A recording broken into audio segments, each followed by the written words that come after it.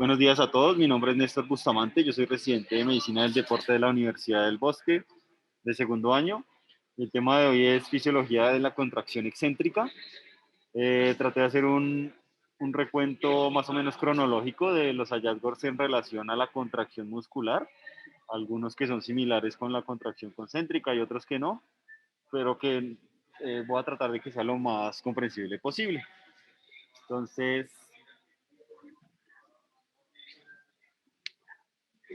Eh, un recuento rápido de la historia. Dentro de la historia del movimiento, pues hubieron varias hipótesis. Hipócrates decía que la causa del movimiento eran los tendones. Aristóteles, que ajustándose a esa teoría, dijo que nos movíamos como una especie de marioneta. Y Erisistratus, pues decía que los nervios hacían una especie de tubos huecos que podían, pues, inflar los músculos durante la contracción. Así como lo ven, digamos, en la gráfica izquierda, que esto es un neumático actuador, y lo que se buscaba era que a medida que aumentaba su volumen, pues se acortaban los extremos. Sin embargo, en el experimento de Jan Samerson en 1660, se evidenció que realmente el músculo durante la contracción no aumentaba su volumen.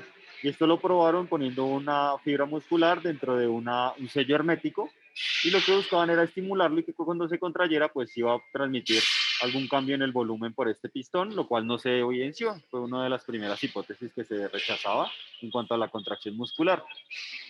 Ya después, más importante, vemos que de 1910 a 1950, Archibald Hill pues es uno de los pioneros en la fisiología del ejercicio y sobre todo de la contracción muscular, y pues publica un sinnúmero de artículos relacionados con la contracción muscular y publica la primera gráfica de carga, velocidad de acortamiento, que es lo que vamos a iniciar más adelante, y sus implicaciones.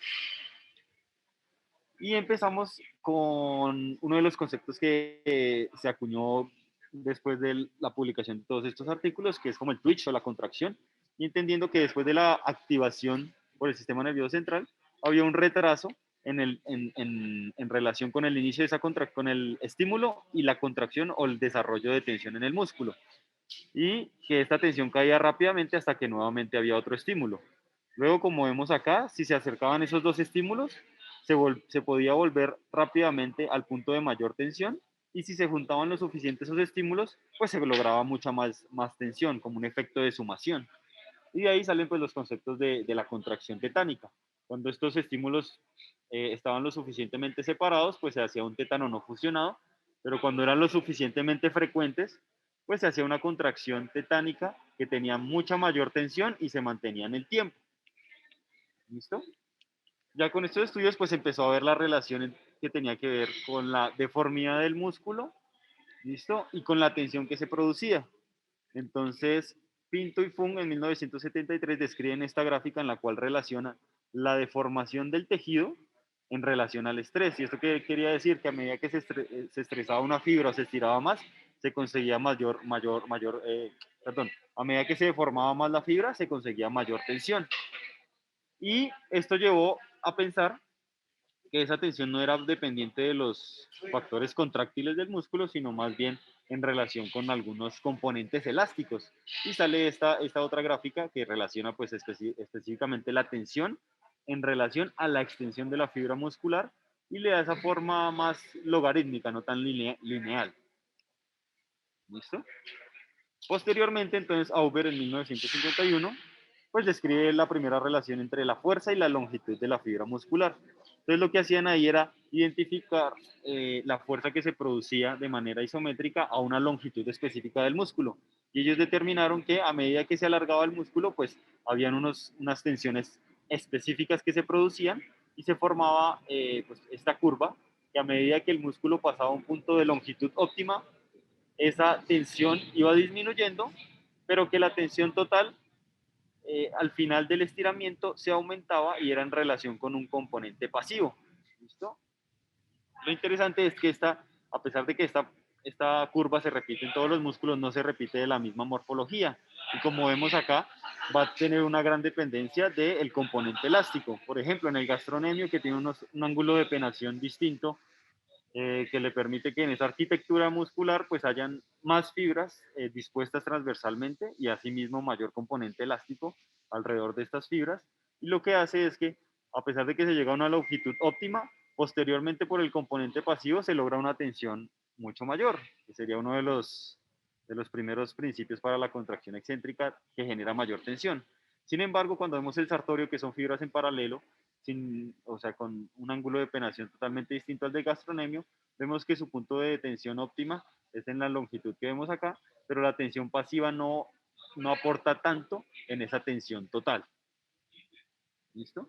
Y pues dentro de todos esos artículos de Hill, publica lo que es la curva de fuerza-velocidad y vemos como inicialmente en esta gráfica interpreta que a mayores velocidades el músculo pues puede desarrollar menos fuerza, pero a medida que esa velocidad se acerca a cero, la fuerza que puede generar esa fibra muscular es mucho mayor, llegando a un punto en el cual pues la velocidad total es cero y que se acercaría a lo que es la fuerza isométrica voluntaria máxima, que sería pues por así decirlo el valor máximo.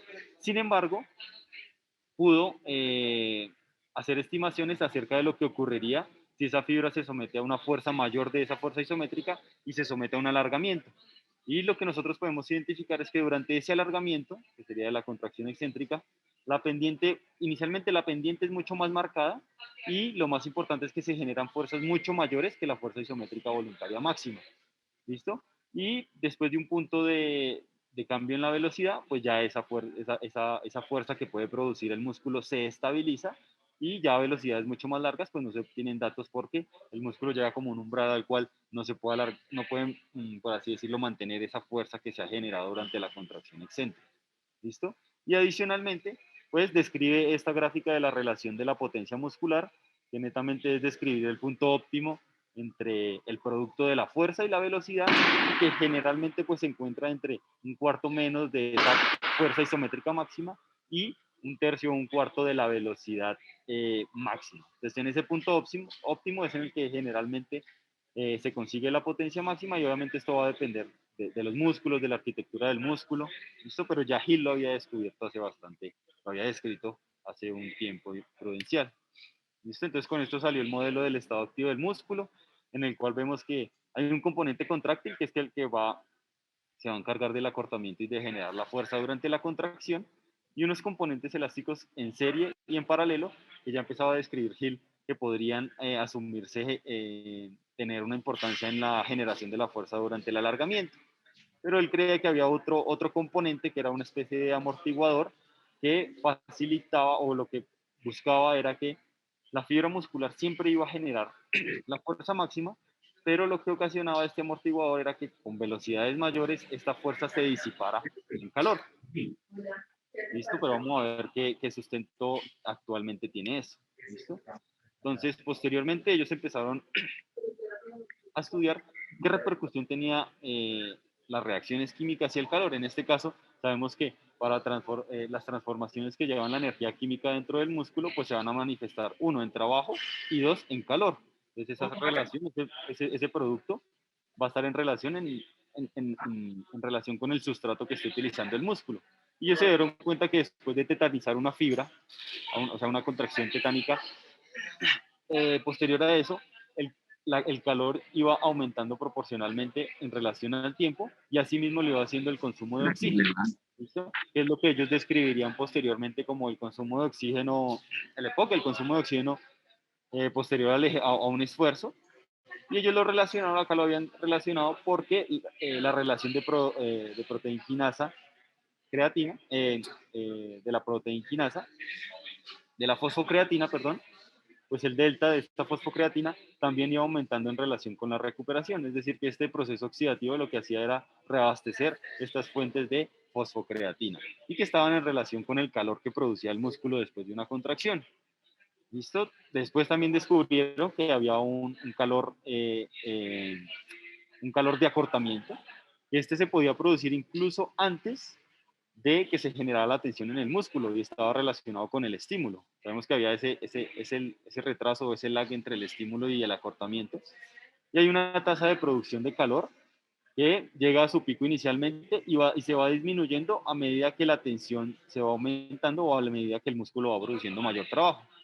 Y con esto pues se encontró el efecto de Fenn. El efecto de Fenn lo que explica es la relación entre el calor y la tensión que se desarrolla en el músculo. Entonces acá en esta gráfica que ven a la derecha, en la línea A se representa el calor que produce una contracción isométrica constante, ¿listo? En la cual pues produce un calor basal. Sin embargo, a medida que las contracciones que se le permite a la fibra acortarse con cargas submáximas, lo que se produce o lo que se evidencia es que se libera mucho más calor. Eso es lo que pues, explica el efecto Fenn, la relación entre la liberación del calor y la tensión producida por el músculo. Es decir, una contracción concéntrica a una velocidad considerable va a desprender mucho más calor que la contracción isométrica. ¿Listo? Y entonces ellos dijeron, bueno, ¿y qué pasa con la contracción excéntrica? Entonces evaluaron qué tanta cantidad de calor era liberado en una contracción excéntrica y se dieron cuenta que a todas las longitudes del alargamiento del músculo, la producción de calor era mucho menor que la de una contracción isométrica. ¿Listo? Ahí pues vamos dilucidando qué implica esto, puesto que, como vamos a ver, la contracción excéntrica genera menor gasto energético. ¿Listo? Y ahora vamos a pasar pues algunos principios básicos de la estructura microscópica del músculo, ya habiendo hablado pues de la parte de las propiedades físicas. ¿Listo? Entonces, este es más como de recuento que probablemente todos conocemos, la estructura del músculo, que se divide en haces musculares y va a estar recubierta por el tejido conectivo, epimicio, perimicio, endomicio, para la fibra muscular individual o miocito o célula muscular, y que va a estar en estrecha relación con el sarcolema, que es la membrana plasmática de la célula muscular. ¿Listo? Y que dentro de esta célula muscular hay miofibrillas que van a tener la unidad estructural y funcional del músculo, que es la sarcómera. ¿Listo? Que va a estar delimitada por lo que son los discos Z. Dos extremos del disco Z definen la longitud del sarcómero y que van a tener pues la banda I, perdón, al extremo, y la banda A, que está en relación con las propiedades que tienen estas estructuras cuando son vistas bajo el microscopio electrónico.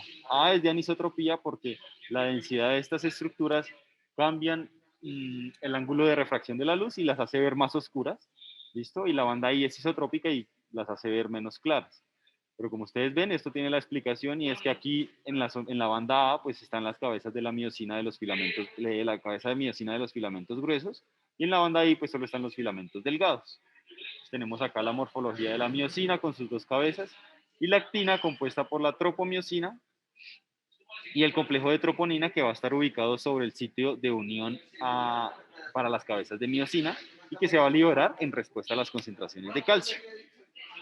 Aquí ampliando esto, importante entender que hay unas estructuras que van desde el disco Z hasta, hasta la estructura de la miocina, que es la titina, que es una estructura elástica que permite esa alineación entre los filamentos de miocina y de actina para mantenerlos centrados, ¿listo? Y que va a tener una repercusión importante, como lo vamos a ver más adelante. Y importante pues entender qué sucede durante la contracción y la activación del músculo para poder entender cuáles son las diferencias durante la elongación. Entonces, esta que es la teoría de Huxley, la cual determinó la teoría de los filamentos deslizantes y los puentes cruzados, determinaba que no era un acortamiento de los segmentos, sino era más bien un deslizamiento entre los filamentos gruesos de miocina y los filamentos delgados de la actina, y que esto se producía por esas uniones entre las cabezas de miocina y los sitios de unión en la actina, como lo vemos acá en la figura del medio, y que cada uno de estos puentes se movía de manera independiente, pero generando una fuerza de tracción o pues, de jalar, listo, para llevar ese deslizamiento de la actina sobre la miocina, como ustedes lo ven acá. Cada puente funciona de manera independiente. ¿Listo? Y pues vemos acá cómo sucede ese proceso de contracción, desde la motoneurona, que libera vesículas con acetilcolina, que es el neurotransmisor, se une al receptor, eso genera una despolarización en la membrana, que va a llegar hasta los túbulos T, que son los túbulos transversos que se invaginan en todo el diámetro de la célula muscular, y transmiten esa despolarización al retículo sarcoplásmico. Ahí, con ese estímulo, va a producir la liberación de calcio, y esas altas concentraciones de calcio se van a unir al complejo de troponina para liberar ese sitio de acción y permitir que las cabezas de miosina se unan sobre esos sitios. ¿Listo? Y en presencia de ATP, pues se genera ese impulso para generar la atracción de los filamentos. Generalmente, pues la hidrólisis del ATP da la energía, pero realmente lo que hace el ATP es permitir que la cabeza de miosina se desuna o se separe de la actina. Y esto es lo que explica, por ejemplo, el rigor mortis. Es decir, que el músculo en los cadáveres no se puede estirar, es sencillamente porque estas uniones quedaron pegadas y ante la ausencia de ATP, pues no se pueden deshacer. ¿Listo? Sin embargo, pues la hidrólisis de esta molécula, que es la moneda energética, pues permite ese impulso de las cabezas de miosina, como lo vamos a ver también. ¿Listo? Igualmente, esto pues fue descrito en la fisiología de McArdle, pero ya estaba descrito desde hace mucho tiempo por Faucet, McKean y Squire. Incluso la estructura microscópica de la proteína de la miosina, que está compuesta por dos estructuras, la cola, que es la cadena ligera de la meromiosina, y la cabeza, que son dos segmentos de cadenas pesadas, heavy meromyosin, la S1 y la S2, y que tienen características móviles que van a permitir ese movimiento entre la cabeza de miosina para hacer el impulso y el deslizamiento de las fibras. También ya se había descubierto ese retraso entre el estímulo, ¿listo?, y la producción de tensión, y que era muy dependiente del aumento de las concentraciones de calcio para producir esa tensión. ¿Listo? Y esto nuevamente pues, nos lleva a explicar un poco mejor esa gráfica de tensión-longitud y la teoría de los filamentos deslizantes. Entonces ahora, estos cambios en la tensión dependientes de la longitud del sarcómero, pues ya se ven explicados, es por un correcto acoplamiento entre las cabezas de miosina y el filamento delgado de la actina. ¿Qué quiere decir? Que como ustedes ven acá en el sitio 2 y 3, hay mayores puentes cruzados ejerciendo fuerza, y se ve manifestado en esta gráfica en los puntos 2 y 3 como los sitios de mayor tensión. Recordar que esto se hace a una contracción isométrica, es decir, se estira la fibra de este punto, se estimula, y la contracción isométrica genera esta tensión, que en una longitud óptima genera mucha más tensión. Sin embargo, pues a medida que se va alargando, pues la tensión va disminuyendo, como ustedes ven acá. Sin embargo, cuando nosotros adicionamos la tensión que puede deberse a los componentes elásticos, pues la tensión total nuevamente vuelve a elevarse. ¿Listo? Pero entonces es la paradoja de la contracción excéntrica, que vamos a explicar realmente por qué sucede. ¿Listo? Nuevamente, para entender la dinámica de los filamentos, la cabeza de miosina entonces tiene esos dos segmentos, S2 y S1, y el S2 es móvil. Le permite entonces tener dos configuraciones, y lo que facilita es que haya un punto de unión. O sea, cuando la miosina se una, puede estar en este punto relajado, o cuando tiene una conformación 1, también está unida la cabeza de miosina a la actina, pero genera una mayor rigidez o una mayor tensión. ¿Listo? Estando ambas en un estado de unión. ¿Listo? Todo lo que hemos hablado es para entender esa curva de fuerza-velocidad. Los primeros estudios pues daban una relación lineal. Posteriormente se comprobó que in vitro el componente de la fibra muscular se comportaba más como una hipérbole logarítmica. ¿Listo? Y ya dependiendo de la forma como se realizaba la estimación de la fuerza isométrica voluntaria máxima o la medición de ese valor, pues se podían sacar diferentes conclusiones. Por ejemplo, que inicialmente la relación entre la fuerza y la velocidad era lineal, pero posteriormente se hacía logarítmica. Sin embargo, ya este fue, por así decirlo, el estudio más completo de Abbott y Wilke, en el cual ellos determinaron que realmente cuando se medían todos los valores hasta la fuerza isométrica máxima, la curva sí adquiría una forma más de hipérbole. ¿Listo? Esto lo vamos a explicar con esta gráfica, que quiere decir que más o menos por encima del 80% de la fuerza isométrica máxima, en este punto, cuando la velocidad es casi mínima, la curva cambia su conformación de los valores y necesita otra fórmula para ser, por así decirlo, predecida o para ser graficada. Y nosotros lo vemos acá en la gráfica de Edman, que lo que busca es que esos valores cercanos a la fuerza isométrica máxima van a tener una forma sigmoidea, pero una forma logarítmica que es distinta de la que viene de la contracción concéntrica. Y que estos valores pues están en relación con la mayor producción de fuerza durante una contracción excéntrica. Démonos cuenta que acá la pendiente es mucho mayor. Es decir, con pocos cambios de velocidades, con pocos cambios en la velocidad negativa de la contracción excéntrica, se consiguen un mayor valor en la fuerza producida. ¿Listo? Este es el artículo original de Edman en 1988. Él tomó los valores y acá están ampliados. Como estos valores del alargamiento de la fibra generan una fuerza mucho mayor que la fuerza isométrica máxima. ¿Listo? Ya recapitulando, pues, cada uno de lo que los autores ha publicado en relación a esta curva y en relación a la relación excéntrica, podemos ver que es una función sigmoidea, que necesita una ecuación, pues, hiperbólica. ¿Esto qué quiere decir? Que nos toca, por así decirlo, en este caso, el eje X, o si estuviera arriba relacionándose con la velocidad de la contracción excéntrica. Importante que la fuerza excéntrica va a generar mayores valores que la fuerza isométrica en los humanos, por encima del 20 al 30% de esa fuerza isométrica. Y que esto también se ha corroborado no solo con los valores de fuerza, sino con la activación a nivel de electromiografía. ¿Listo? Se ha demostrado también que una contracción eléctrica adicional o asistida puede mejorar esa activación voluntaria, porque está la hipótesis de la inhibición neuronal, y es que la contracción excéntrica necesita mucho menos estimulación desde el sistema nervioso central. Otro es que el entrenamiento de resistencia mejora la producción de fuerza excéntrica y que la familiarización puede ser una de las causas pues, de que los estudios sean tan heterogéneos. Y es que a medida que un deportista es familiarizado o una persona es familiarizada con el ejercicio, puede conseguir muchos valores más altos en relación a la fuerza excéntrica. ¿Listo? La fuerza excéntrica se puede mejorar con mayor temperatura. ¿Listo? Y lo que vemos acá es que hay una estabilización o incluso disminución de esa fuerza excéntrica, acá, más allá de ciertos valores de la velocidad. ¿Listo? Perdón. Más allá de esos valores de velocidad. ¿Listo? Entonces, ¿cuáles son esos mecanismos fisiológicos que pueden explicar el comportamiento de la contracción excéntrica?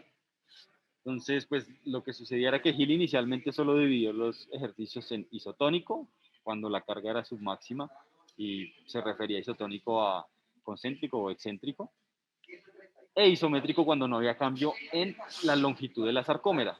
Sin embargo, después Asmussen acuña el término de excéntrico por el prefijo ex, que es de fuera, y céntrico de centro, porque si vemos los dos extremos de la sarcómera, pues se van a alejar del centro, así como pues las articulaciones a las cuales, o los puntos de inserción a los cuales está insertado el músculo. Tom, en su libro de 1984, pues describe que es extraño que no se haya escrito o no se haya investigado tanto acerca de la contracción excéntrica, y que esa curva que nosotros vimos es como el lado oscuro de la curva de fuerza-velocidad. Y posteriormente Abbott, Biglan y Ritchie realizaron un experimento. Ellos eran alumnos de Hill y realizaron un experimento en el cual determinaron que el ejercicio excéntrico tenía un menor costo de trabajo. Entonces ellos, ¿qué hicieron? Como ven a la mano derecha, conectaron dos cicloergómetros, y en un lado estaba una persona que pedaleaba hacia adelante haciendo la contracción concéntrica, y la otra persona tenía que realizar el trabajo contrario, que era el de frenado, que eso pues es a base de la contracción excéntrica.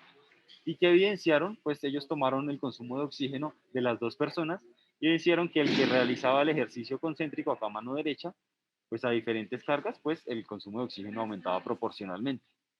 Cosa que no pasaba en la persona que hacía el ejercicio excéntrico a las mismas cargas de trabajo, pero en este caso negativo porque era excéntrico, y consumía mucho menor cantidad de oxígeno que la otra persona. Esto lo cual demostraba de manera pues, muy interesante que el ejercicio excéntrico consumía mucho menor oxígeno que el concéntrico. ¿Listo? Ya vamos a explicar por qué. Fick y Katz ya habían determinado pues estas dos características principales que diferencian al ejercicio excéntrico, y es que uno, que tiene bajo costo, como lo vimos en el estudio anterior, y otro es la alta fuerza o la alta capacidad de generar fuerza. Entonces Flick y Katz ya habían determinado es que se podía generar mucha más fuerza con las contracciones excéntricas, y que iba a depender de la longitud a la cual se estiraba esa fibra. ¿Listo? Y Hill también ya se había acercado sobre la postulación de ese menor costo energético en las contracciones excéntricas. Vemos acá en la gráfica A, es una contracción isométrica sostenida, tetanizada, que produce una cantidad de energía neta desde el tiempo de estímulo, ¿listo? Y en estas otras dos columnas, que es la C y la B, están relacionadas con una contracción excéntrica que se les permitió, por así decirlo, estirarse, sí. O sea, venían de la misma manera en una contracción isométrica y acá donde está la flecha, esas fibras se les permitió estirarse en relación a la carga y vemos cómo asimismo también cae la cantidad de energía neta que pueden producir. Y eso es dependiendo de la longitud a la cual se estire la fibra. ¿Listo?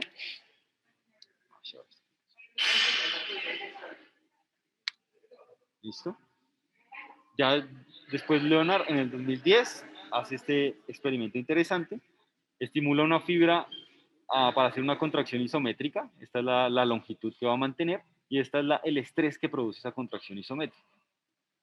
Y que hace él posteriormente con otra fibra muscular, también la somete a una contracción isométrica, que es a 2.5 de longitud, y posteriormente permite que esa fibra se estire, generando mucha mayor fuerza cuando la fibra se estira. Entonces, eran experimentos que pues, empezaban a dilucidar algunas de las causas de por qué la contracción excéntrica genera mayor fuerza. ¿Listo? Y surgió más o menos para el 2015 el concepto del mejoramiento de la fuerza residual. ¿Y esto qué quería decir? Esto implicaba unas mejoras en la producción de la fuerza dependientes de la contracción excéntrica. Entonces, en la gráfica A, lo que se buscaba era inicialmente que la fibra se mantenía de forma isométrica y en la línea gris era la contracción isométrica y la fuerza se mantenía constante por debajo de 40. Sin embargo, cuando esa fibra se le dejaba estirarse, pues producía un cambio y posteriormente también se estabilizaba, pero generaban mucha mayor fuerza. ¿Listo? Y en la gráfica B vemos es un estiramiento de la fibra en forma pasiva, es decir, no estaba activado, o sea, no había señal del sistema nervioso central, no había aumento del calcio. Y este era el estrés que se producía en esa fibra pasiva durante el estiramiento, pero cuando se activaba, cuando tenía la señal del sistema nervioso central, el estrés de esa fibra aumentaba. ¿Listo? O sea que al parecer la tensión durante una contracción excéntrica también depende de la activación del sistema nervioso central. ¿Listo? Y en la parte C, pues esto ya es correspondiente con una referencia de fuerza isométrica y una fibra que primero fue estirada y luego otra vez sometida a una contracción isométrica.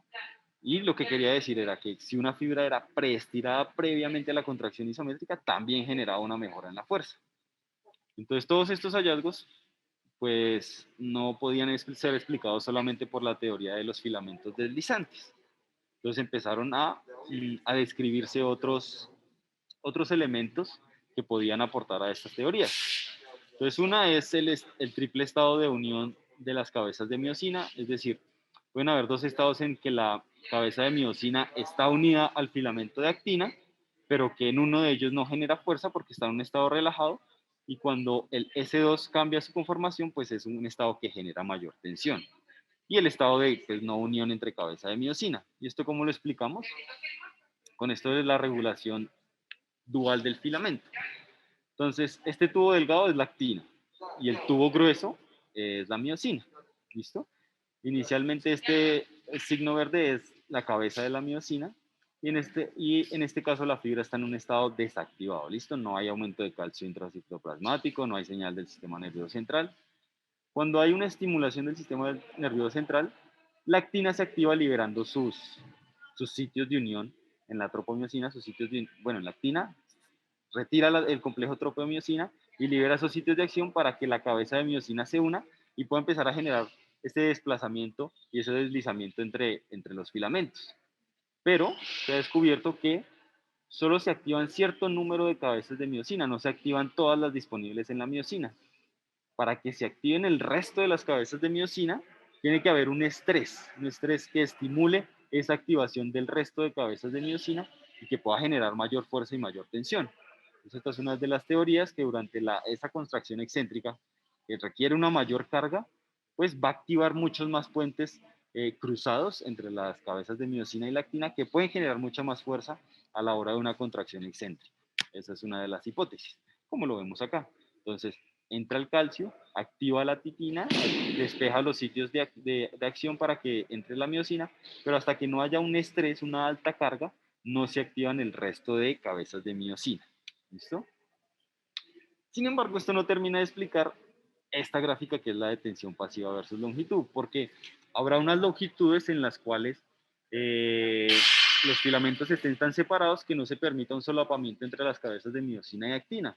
Por lo tanto, pues esta teoría anterior no justificaría el aumento de la tensión al final de una contracción excéntrica, porque ya no es posible que los puentes que no están conectados generen fuerza. ¿Listo?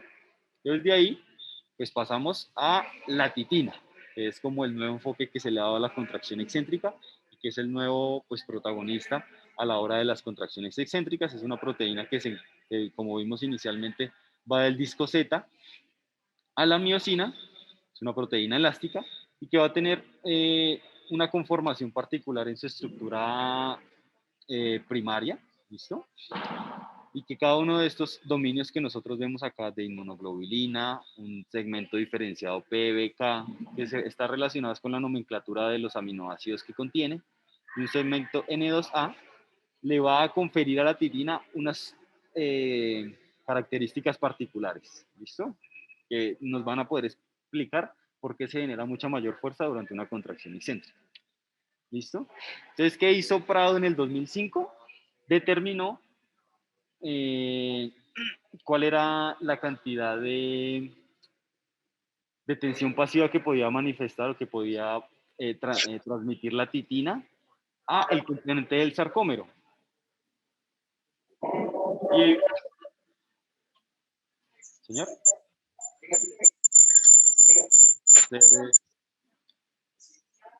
lo que ellos evidenciaron es, ellos estudiaron únicamente el sarcómero, es decir, sin sus componentes elásticos como el tendón, la aponeurosis o los que están en paralelo como la fascia, el epimicio, y evidenciaron que incluso el músculo sin estos componentes elásticos adicionales manifestaba esa capacidad de generar tensión durante el alargamiento. ¿Listo? Y ellos evidenciaron que ese alargamiento tenía una gran influencia de la titina. Y se dieron cuenta que el músculo, la fibra muscular, perdía esa capacidad cuando se le agregaba tripsina, que pues degradaba la titina, y perdía esa capacidad de generar fuerza durante el estiramiento. Esto se comprobó en varios músculos, obviamente en diferente magnitud, y acá pues lograron hacer algunas hipótesis en relación a que la titina iba a tener mayor repercusión en los músculos que tenían una mayor concentración de un tipo de fibra específico. En este caso, acá nosotros vemos el sóleo, que es un músculo estabilizador y que tiene mayor porcentaje de fibras oxidativas tipo 1, y que acá la titina no tiene tanta influencia, la tiene, pero no es tan marcada como digamos en el músculo psoas. ¿Listo?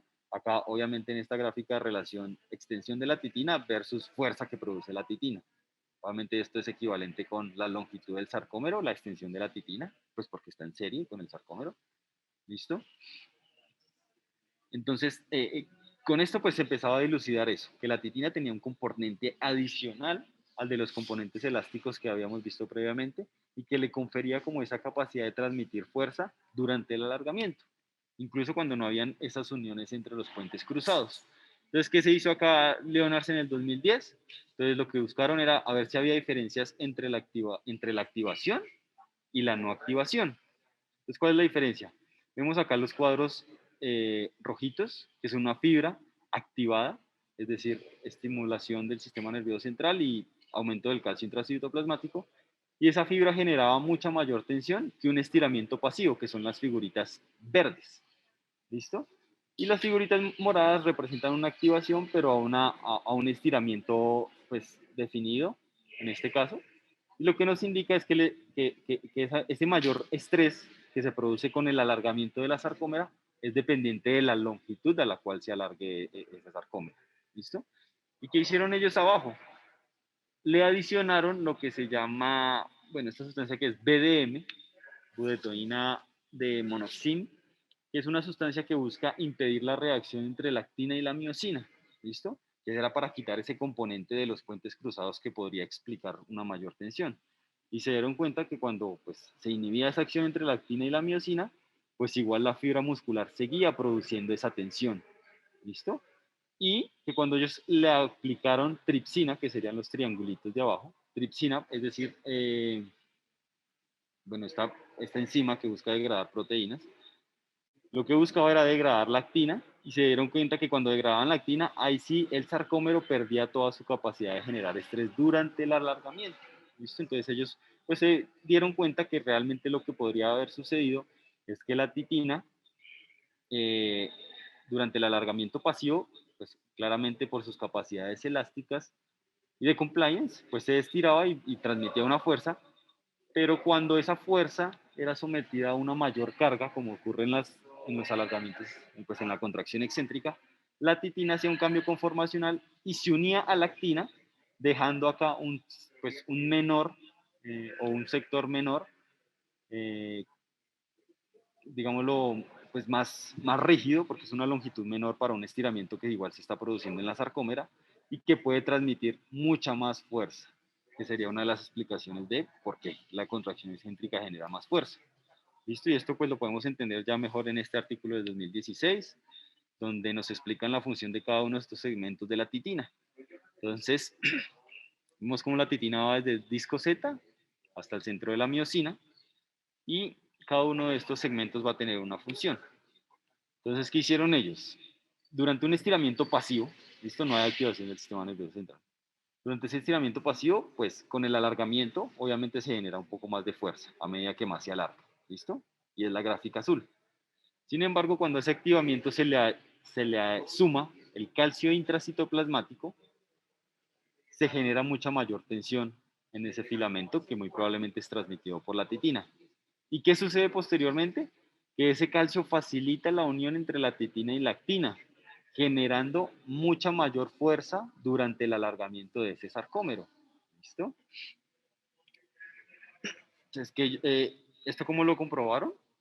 Bueno, eso a través de luminiscencia y evidenciando las longitudes del sarcómero versus las longitudes de los segmentos de la titina. Y ellos se dieron cuenta que durante un eh, alargamiento pasivo, ¿listo? Pues los dos componentes, es decir, la longitud total del sarcómero y la longitud de la titina, pues los dos aumentaban en su longitud proporcionalmente. Pero ¿qué pasaba cuando se activaban? Es decir, aumentaban las concentraciones de calcio intracitoplasmático.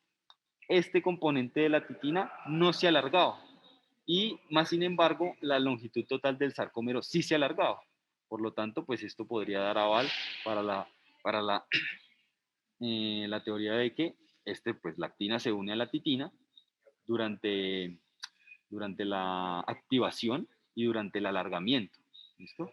Permitiendo que este sector de la titina, que es mucho más corto, pueda transmitir mucha mayor fuerza. ¿Listo? Ya actualmente pues ya se está investigando mucho más la estructura de la titina, siendo una proteína elástica, 4.2 megadaltons, es decir, la proteína más grande del cuerpo humano, y que su función pues es esa, la de transmitir la fuerza al disco Z, ya sea en tensión activa como en una tensión pasiva, ¿listo? Y que tiene sus dos pues, características primordiales que le permiten realizar estas actividades, que es la elasticidad, es decir, esa capacidad de estirarse pero luego volver a su longitud inicial, y la compliance, que sería como el ratio entre la presión ejercida para el volumen de deformación. ¿Listo? Entonces, con estas gráficas vamos a entender un poco más qué es lo que sucede durante esa contracción excéntrica. Entonces, durante un estiramiento, bueno, esta es la hipótesis del filamento enrollado, que es lo que acabo de explicar realmente, pero este es el nombre pues, oficial de la hipótesis. Y lo que se ve es que durante un estiramiento pasivo, pues la estructura de la titina se estira. Sin embargo, cuando hay una activación, esta titina prácticamente se enrolla sobre la actina y permite que este último sector de la titina se estire mucho más y transmita mucha más fuerza al resto de la sarcómera, o en este caso a la miosina. Entonces sucedería así: un estiramiento pasivo, pues a una longitud leve o menor, pues generaría un estiramiento. Sin embargo, esta estructura, a medida que se estira más, obviamente alarga las longitudes de la titina. ¿Listo? Pero esto es hagámosle cuenta en algo práctico, en un estiramiento pasivo. ¿Listo? Cuando estamos estirando una extremidad hasta su máximo rango de movilidad. Sin embargo, cuando hay una activación, como en las contracciones excéntricas, que hay activación del sistema nervioso central, que facilita la entrada del aumento de las concentraciones de calcio intracitoplasmático, permite que este sector proximal de la titina se enrolle, ¿listo? y con mayores cargas, pues se estire más y esa tensión, el stiffness o la rigidez, pues se transmita a lo que es el resto de la sarcómera y genere mayor fuerza, que es la conclusión de la curva de fuerza-velocidad. ¿Listo? Entonces, con estas hipótesis, pues podemos dar como la corroboración de algunos conceptos y es, uno, que el bajo costo que tiene la contracción excéntrica que vimos durante el experimento de, de los dos cicloergómetros puestos en dirección contraria, pues lo que demostraban era que la energía provenía es más de ese retroceso elástico de la titina y no es dependiente del ATP, porque no se estaba utilizando el ATP para despegar las cabezas de miosina sobre la actina, sino que es más una separación dependiente de la deformación, es decir, de la carga externa que se aplicó sobre ese músculo, es lo que separa las uniones, pero no es dependiente del ATP. Por lo tanto, esta contracción excéntrica va a generar menor costo energético. ¿Listo? Que esta unión va a ser dependiente del calcio, como nosotros lo vimos. Por eso se va a generar mucho mayor fuerza en un estado activo versus un estado pasivo y va a ser dependiente de ese segmento PEDK que tiene la titina en su región media, que le permite unirse a la actina en presencia de altas concentraciones de calcio. ¿Listo? Y que la generación de fuerza excéntrica, pues obviamente no depende de los puentes cruzados, porque como vimos, a una mayor longitud va a haber un momento en que los puentes cruzados no puedan unirse o no puedan solaparse con la actina. Y todo lo que hemos dicho, pues hay que llevarlo a la aplicación práctica. Entonces, pues este es un cuadro que nos permite nosotros identificar cuál es esa aplicación desde el punto de vista, bueno, con el acervo fisiológico que nos permitiría utilizar las contracciones excéntricas en diferentes ámbitos. Entonces tenemos que las dos cualidades importantes de esa contracción excéntrica fueron la alta generación de fuerza y la baja demanda de metabólica.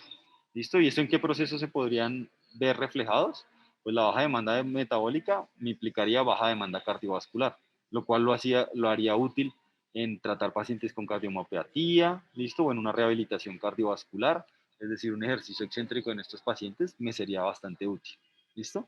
Lo otro es baja demanda metabólica, implica baja percepción del esfuerzo, por lo tanto también serían pacientes que tengan, pues, altos índices de fatiga o en pacientes como que tengan sarcopenia, osteoporosis o en la rehabilitación es bastante útil, sería bastante útil utilizar el ejercicio excéntrico.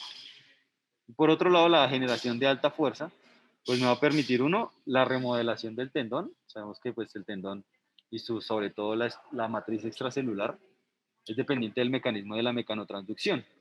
Por lo tanto, un mayor estímulo generado por la contracción excéntrica me va a permitir un mejor remodelamiento de la estructura del tendón y hacerlo útil en el tratamiento de las tendinopatías. Asimismo, sabemos que el músculo y el hueso pues, son totalmente dependientes de la carga impuesta sobre ellos y eso me va a favorecer que una mayor fuerza generada por la contracción excéntrica los hace bastante útiles para mejorar pues, la composición corporal, el aumento de la masa grasa y la densidad mineral ósea. Esto bastante importante, pues, no solo en la medicina del deporte, sino digamos un campo adicional, que son los viajes espaciales, que es donde realmente empezó también el auge de esta contracción excéntrica y de los dispositivos inerciales por la gran pérdida de masa muscular que se produce en el espacio y que es prevenida en cierta magnitud por el ejercicio excéntrico. Y pues con eso termino la charla. Muchas gracias por su atención.